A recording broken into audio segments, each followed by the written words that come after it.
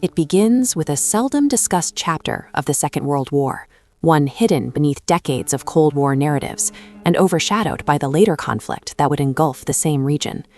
In 1940, as Imperial Japan tightened its grip on French Indochina, the United States' newly formed Office of Strategic Services, the OSS, quietly turned its attention toward the Mekong Delta. Few would ever learn that the dense, fog-laden waterways of southern Indochina hosted some of the earliest American special operations missions of the war. The Mekong Delta of the early 1940s was a place of contradictions, breathtaking in its natural beauty, deadly in its strategic complexity. Boats moved through narrow channels coated with thick mats of vegetation. Mangrove forests swallowed entire shorelines. In these waters, the OSS believed Japan was constructing secret logistical routes and fuel storage sites to supply their expanding campaigns across Southeast Asia. The mission was simple in concept, but extraordinarily dangerous in practice. Infiltrate the Delta, document enemy movements, and report what the Japanese intended for the region. 5 small OSS teams were formed between late 1943 and early 1944. Composed largely of men drawn from the OSS Special Operations Branch and the operational groups. Many had trained in guerrilla tactics at Camp X in Canada or undergone riverine navigation courses in Burma under British SOE advisors. Their gear was minimal: Thompson submachine guns, Fairbairn Sykes knives, folding radios, waterproof notebooks, and maps that were often more guesswork than cartography. Each team operated under the strictest secrecy. While the United States cooperated with Free French authorities still loyal to Charles de Gaulle, the political reality in Indochina was tangled. Some French colonial officers resented outside interference. Others doubted the possibility of organized resistance under the watchful eye of Japanese garrisons. For this reason, OSS Command in Kunming, China, insisted the missions remain off the record. Officially, these Americans were never there. From the beginning, the challenges were immense. Japanese troops of the 21st Independent Mixed Brigade patrolled the main waterways. The Kempeitai, Japan's feared military police, ran checkpoints between villages and monitored river traffic with obsessive precision. The OSS operatives, dressed in local clothing and moving with the help of Vietnamese guides, depended entirely on silence and shadow. A single misstep could betray an entire team. A diary entry from one operative, Sergeant William McAllister, described the atmosphere on the river. "The nights feel longer here. The water doesn't flow, it waits. Every sound travels farther than it should. We row without talking. You get the feeling the trees themselves are listening."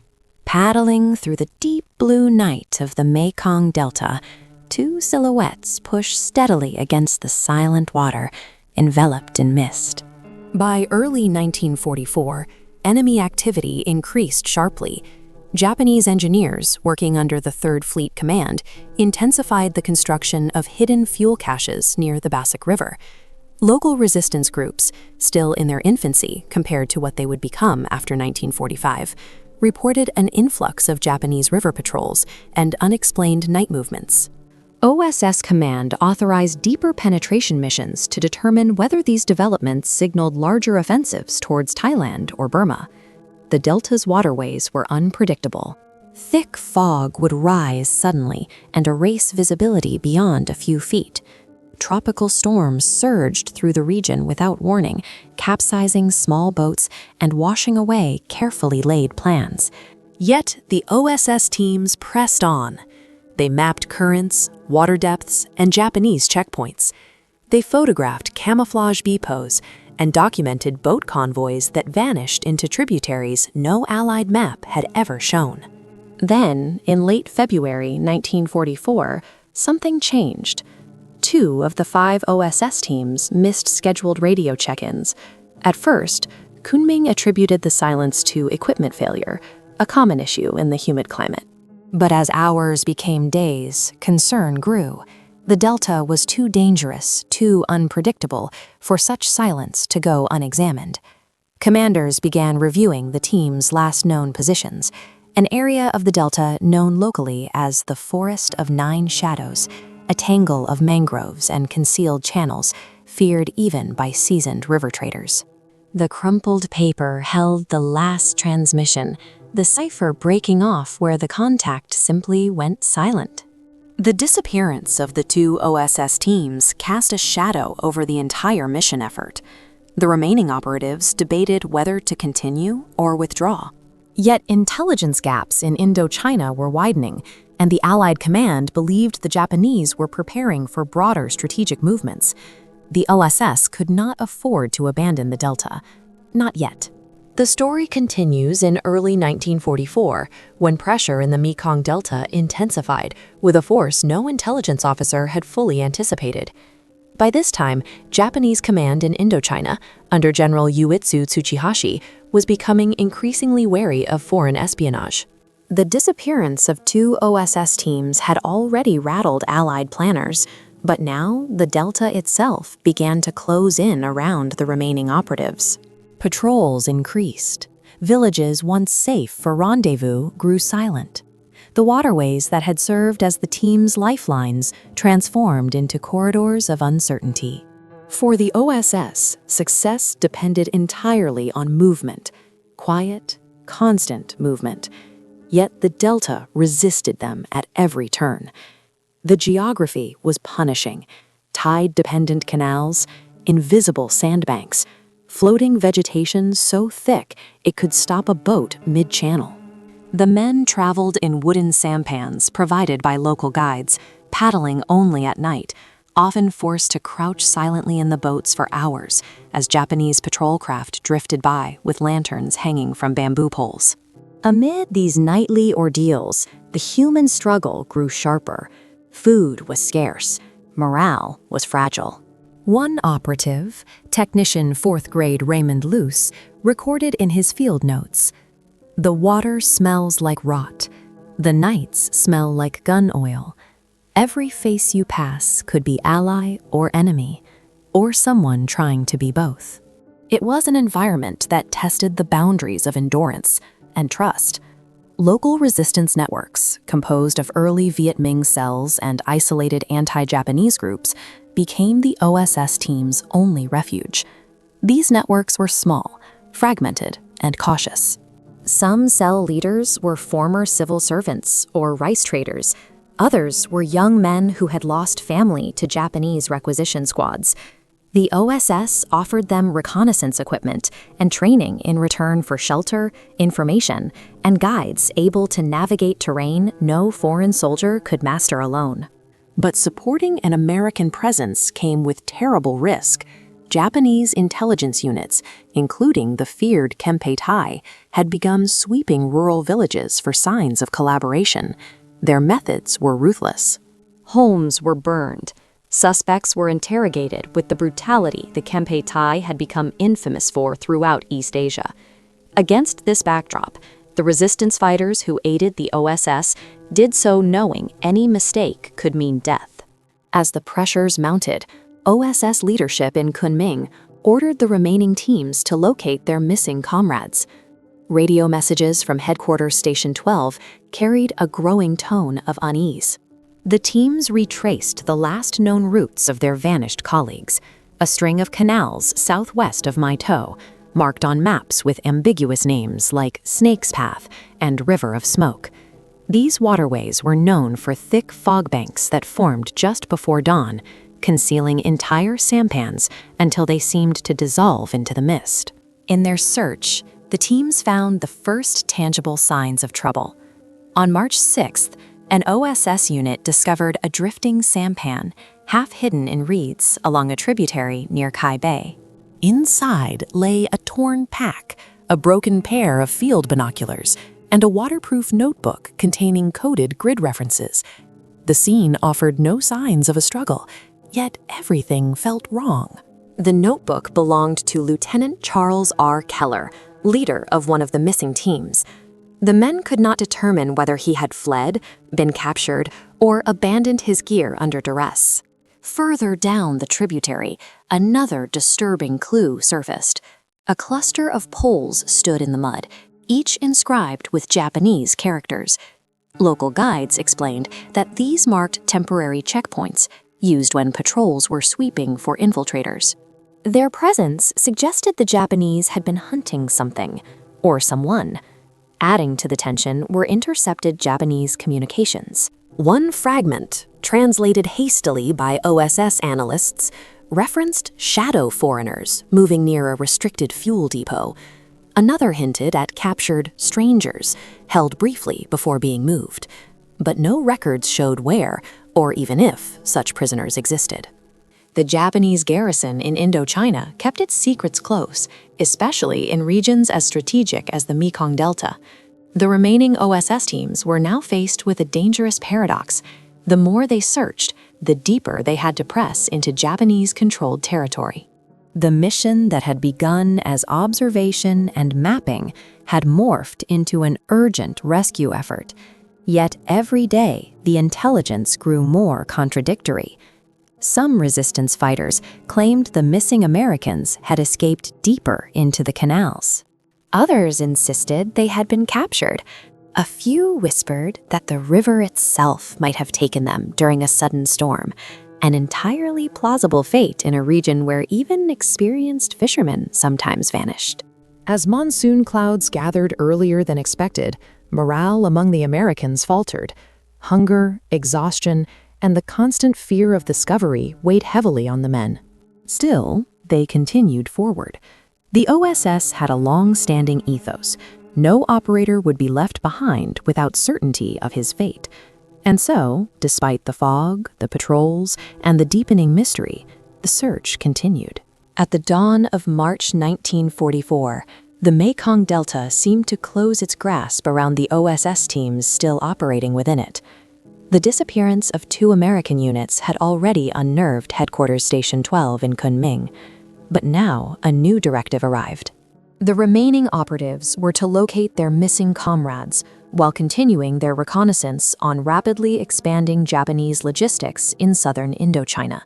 It was an impossible dual mission, one requiring both precision and luck in a place where neither existed. The Forest of 9 Shadows, the region where the missing teams were last heard from, lived up to its ominous name. Even in daylight, the mangrove canopy choked off the sun, leaving the waterways cloaked in perpetual dusk. Branches tangled above the river like interlocking spears. Roots erupted from the muck in twisting columns.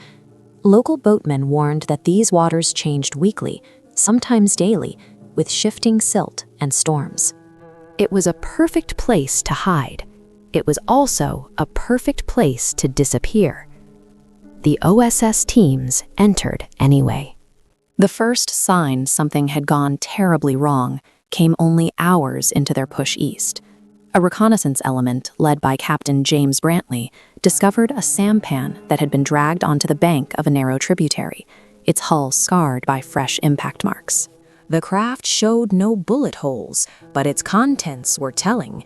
A damaged radio pack, 2 waterlogged maps, and a Fairburn Sykes fighting knife lodged into the wooden deck, as though left intentionally. Inscribed on the handle was a set of initials unmistakable to the Americans, J.H.K., Lieutenant John H. Keeler of Team Solace, one of the missing. Next to the knife lay a single spent .45 ACP casing. It was a clue, but also a taunt. Who had fired it? And why was there no blood, no footprints, no sign of struggle? As the team documented the scene, Captain Brantley wrote in his notes, "This place feels staged, not abandoned, prepared, as if someone wanted something to be found and something else to remain hidden." It was a chilling observation, one that would shadow the investigation in the days ahead. Moving deeper into the Delta, the Americans encountered signs of increasing Japanese presence. Fresh boot prints cut sharply into the mud. Bamboo spears were planted along trails, markers used by Kempeitai patrols to delineate sweep routes. A captured notebook found later would reveal Japanese designations for these operations. Kiri no Hane, wings of fog. The purpose was clear: destroy or capture any foreign infiltrators. Yet no enemy patrols appeared. The silence was unnerving. It suggested that whatever had happened here was swift, decisive, and now over. The sudden flood forced a hasty retreat, leaving the rudimentary camp abandoned to the churning gray water.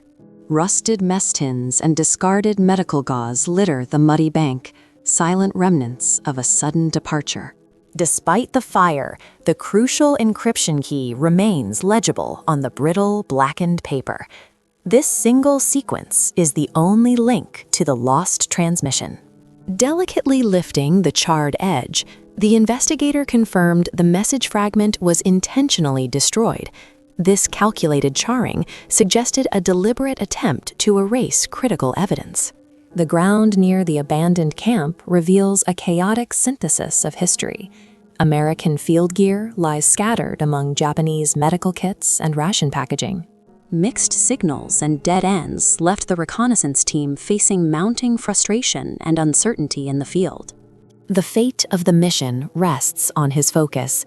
Deep in a makeshift hut, an OSS operator at Station 12 strains to transcribe the incoming cryptic signal.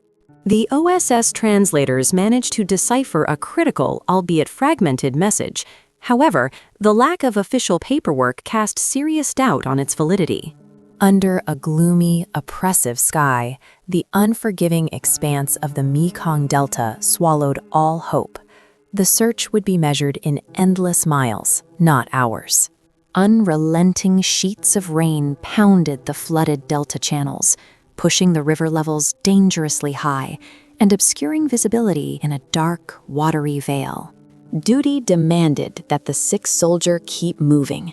Wading waist-deep through the murky delta, his weapon and exhaustion were his only constant companions.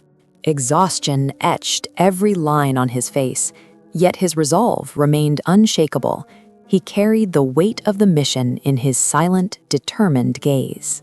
Cutting a tight path against the blinding sun, the low-profile motorized sampan speeds efficiently through the winding Delta River. Held beneath the root tangle, we watched the bright light beyond, praying the sound of their boots would fade before they looked down. Just a subtle, dark stain marring the rough bark of the delta trees. The evidence was small, but undeniable. Following the faded lines of the OSS map, the final route led straight into the dense, unmarked darkness. Ahead, the black water offered a treacherous, narrow passage. The mangrove swallowed the light, promising only danger. Loading his weapon for the final time, Captain Brantley moved toward the shadowed channel, his determination stark against the darkness. March 1944, the torrential monsoon transforms the Mekong Delta into a hostile, chaotic sea. Vast gray floodwaters conceal the land, leaving only the tops of submerged trees visible. Precision is non-negotiable in the shadowed black water. The OSS operative slowly guides the boat through the tight, submerged mangrove labyrinth. Beneath the mirrored canopy lay the void of the black water pool, a terrifying unknown, cautiously being tested with the tip of a stick. Deep within the black water, the layered canopy is an oppressive lid that converts all sunlight into a perpetual, suffocating green gloom. The dim light catches the iridescent film covering the stagnant black water, highlighting the silent decay of the swamp floor. Progress was agonizingly slow as the soldiers hauled themselves through the oppressive shade, ensnared by the underwater web of the blackwater roots. The swamp was silent, but the darkness ahead pulsed with something far worse than fear. At the base of a half-collapsed mangrove stood a tattered strip of olive drab cloth, torn and tangled on a broken branch. The pattern matched American HBT field uniforms. A few feet away, the men found bloody handprints on the smooth curve of a tree trunk, one high, one low, as if someone had used it for support while trying to stand. The direction of the prints pointed north, toward land the resistance called Forbidden Ground, a region patrolled by Japanese Kempeitai and used for holding temporary prisoners before transfer to larger garrisons. Nearby, in a patch of muddy water, lay a rusted Japanese bayonet, partially sunken into the riverbed. On its hilt were specks of dried blood, washed pale by the wet season. The weapon belonged to a soldier of the 21st Independent Mixed Brigade. The implication was clear. There had been a fight. Captain Brantley, documenting the scene, wrote in his field log, "Signs of struggle evident. No bodies, no gear beyond scraps." Conclusion. Solace team or fragments thereof moved through here under stress, potentially wounded. Pursuers close. Outcome unknown. Even as the Americans absorbed this discovery, intercepted intelligence from headquarters cast a new shadow over the mission. OSS Station 12 had translated another fragment from Japanese communications. It was brief, but chilling. 2 foreigners captured at Riverside Depot, status unknown after transfer. But again, no transfer records existed. No names, no unit logs, not even a destination. The Americans were working with ghosts. Further north, the terrain shifted from flooded mangrove to dense thicket. Here, amidst the tangled brush, the team found a strange sight. A small clearing burned into the forest floor, as if a campfire had been extinguished in haste. Scattered around it were charred fragments of American code sheets and a single dog tag warped by heat. The name, though nearly unreadable, matched a member of the missing Team Solace. And yet, once again, there were no bodies. Instead, they found footprints, 2 sets, tracking away from the burned clearing. At first glance, the tracks suggested 2 men moving together, but after several meters, they split. One set veered northeast into a narrow drainage channel. The other headed west, deeper into Japanese-held territory. The split raised troubling questions. Were the operatives attempting to divert their pursuers, or had they argued, panicked, or become separated in the chaos of flight? Local resistance fighters arriving to guide the Americans further inland noted that the tracks suggested one of the men had been limping heavily. That meant the injured operative was unlikely to move far on his own. The fact that the tracks continued at all indicated he still had some strength, or that he was being helped. Pushing forward, the OSS team intercepted another clue. Abandoned Japanese field rations, recently opened, scattered across a marshy rise. Mixed among them was a half-eaten American K-ration bar. This discovery unsettled even the seasoned operatives. If the missing OSS men were eating Japanese rations, they may have been on the run for days, cut off from supplies, wounded, and forced to scavenge whatever they could find. But the most perplexing discovery came near dusk on March 20. While moving through a flooded gully, Sergeant McAllister spotted an object floating against a mangrove root. It was small, rectangular, and wrapped in oilskin, an OSS codebook page. Inside, written hastily in pencil, were coordinates and a single word: taken. No signature, no further context. The Americans debated fiercely. Was this a message from the missing operatives, a warning, or an attempt to mislead? The coordinates pointed toward an area locals refused to enter, a remote riverside depot known for sudden disappearances during Japanese sweeps. Resistance guides insisted the Kempeitai used it temporarily, long enough to interrogate and then relocate prisoners to unknown sites, but none of them knew where those prisoners went afterward. With the monsoon worsening, the OSS team had no choice but to follow the coordinates. Every piece of evidence, every scrap of gear, every half-burned message pointed toward that depot as the last known point where the missing Americans might have been taken. The rains did not stop for 3 days. Sheets of water hammered the Mekong Delta, transforming pathways into rivers and rivers into vast shifting lakes. But the OSS teams pushed forward, following the crude pencil coordinates discovered in the floating codebook page. Every mile toward the suspected Japanese depot deepened the mystery and heightened the danger. This was territory the locals called Forbidden Ground, a place where even seasoned resistance fighters hesitated to tread. The approach began along a flooded tributary, where the mangroves grew so dense they formed natural tunnels above the water. The Americans moved silently, guided by 2 young resistance scouts who navigated using landmarks invisible to anyone unfamiliar with the delta.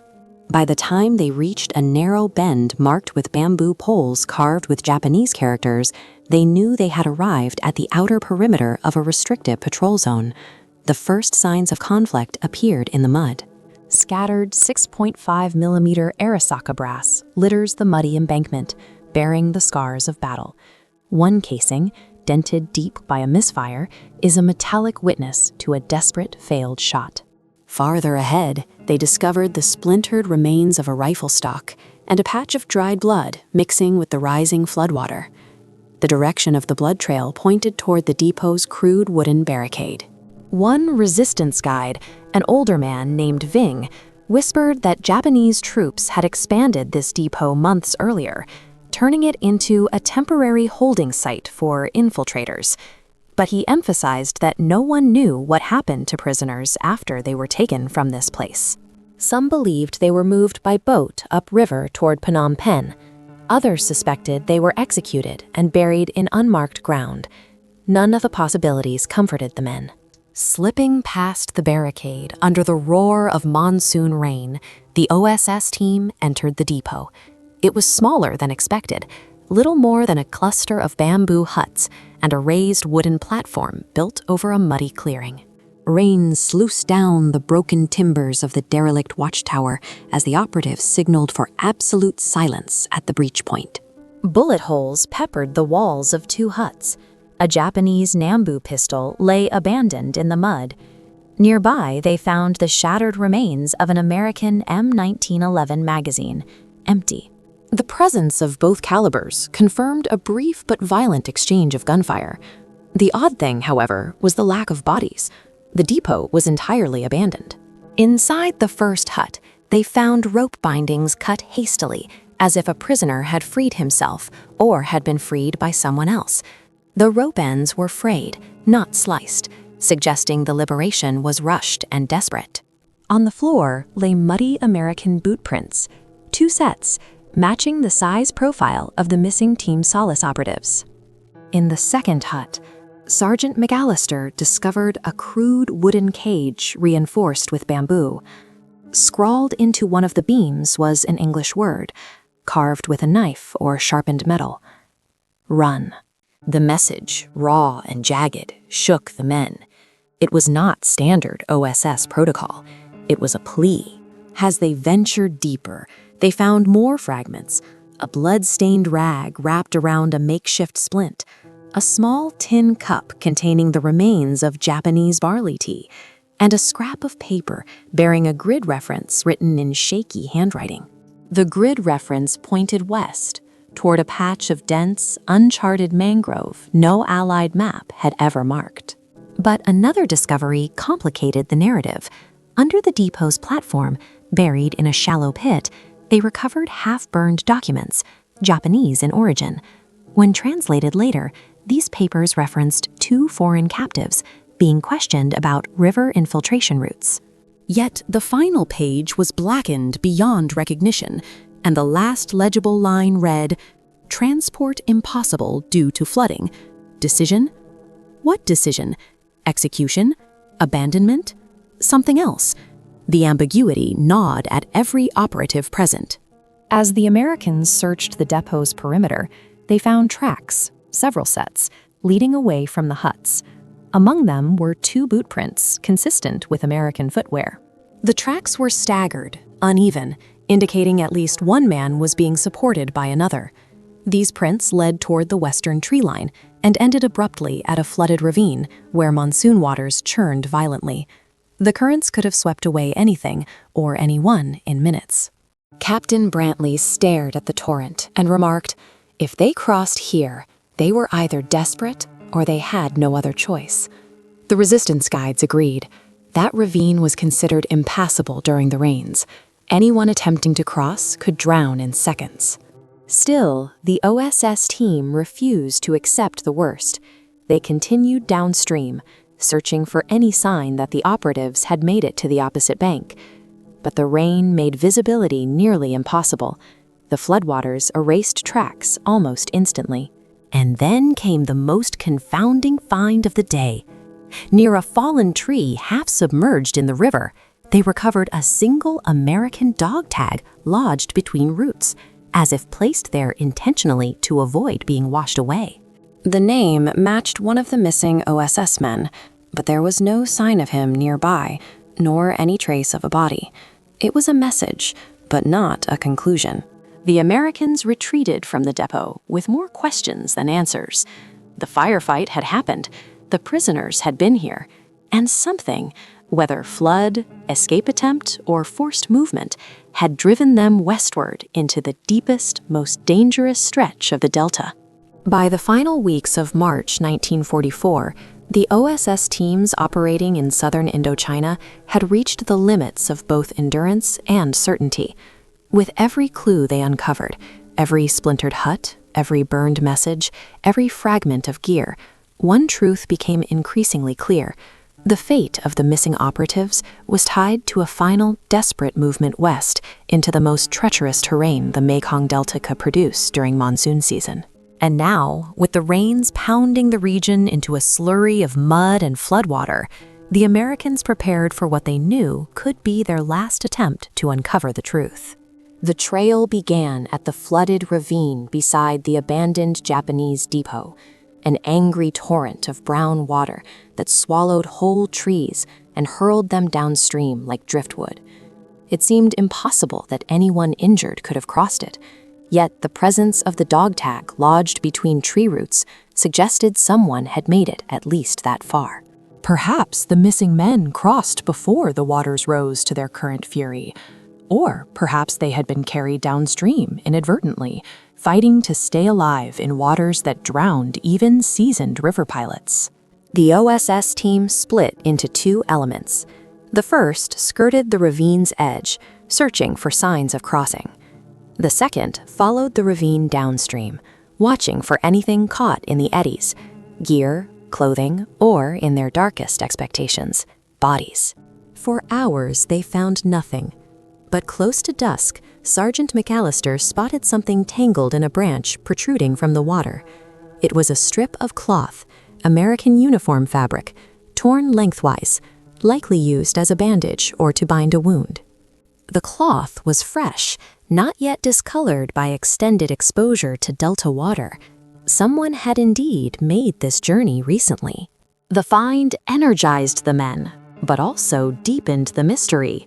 If the missing operatives had survived this crossing, where had they gone next? Their answer came the following morning, when the resistance guide Ving led them to an old French colonial drainage dike further west. Here, the ground rose slightly higher than the surrounding wetlands, creating patches of dry land even in heavy rains. Along the dike's embankment, McAllister spotted faint impressions, two sets of footprints, one deep and uneven, suggesting a limping stride, the other steady, as though supporting the injured. The trail continued for nearly a kilometer before ending abruptly in a clearing marked by the remains of a temporary bivouac, a small fire pit washed out by rain, a broken bamboo walking stick, and a crude splint fashioned from mangrove branches. Near the fire pit, they found an American ration tin, emptied and rinsed. But what caught Brantley's attention was the nearby presence of Japanese ration wrappers. The missing operatives had mixed supplies, surviving on whatever they could find or capture. What the team didn't find were bodies or signs of execution. Instead, there were drag marks leading north, light, intermittent, but unmistakable. Someone had been moved or helped away from the campsite. Whether this movement signified rescue, capture, or abandonment remained uncertain. The Americans pressed on. Information from the local resistance indicated the Japanese had conducted a major sweep in the area 2 days earlier. Reports described torches and lanterns moving through the flooded jungle, patrol boats gliding along narrow channels, and multiple gunshots echoing long after midnight. But the patrol's purpose remained unclear. No Japanese communiques mentioned prisoners. No bodies were found. No equipment was recovered. All that remained were rumors. One resistance fighter claimed 2 foreigners were seen being escorted, alive, onto a small boat heading toward the Cambodian border.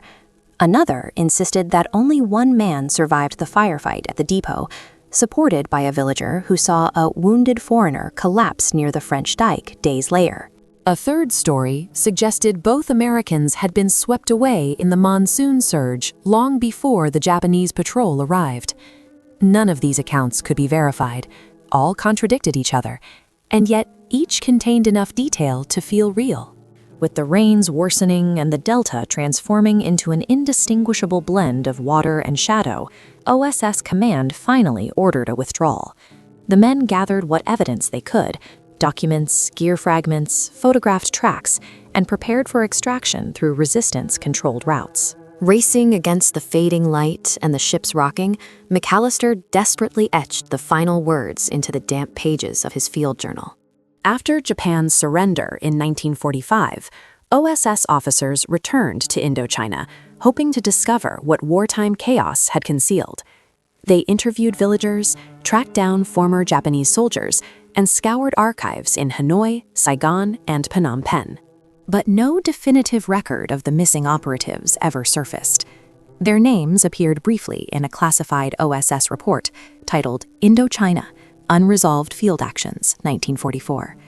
After that, the trail went cold. Some believed the men were executed secretly by Kempeitai units, their deaths unrecorded. Others argued they escaped into Cambodia, living anonymously under assumed identities. A few pointed to monsoon maps and claimed the river surge likely swept them into the Gulf of Thailand. Decades have passed, yet their names remain etched in stone, a permanent, painful reminder of the mission's final cost. The immense, misty delta stretches out to the horizon, an unending tapestry of green waterways and dense mangrove forests.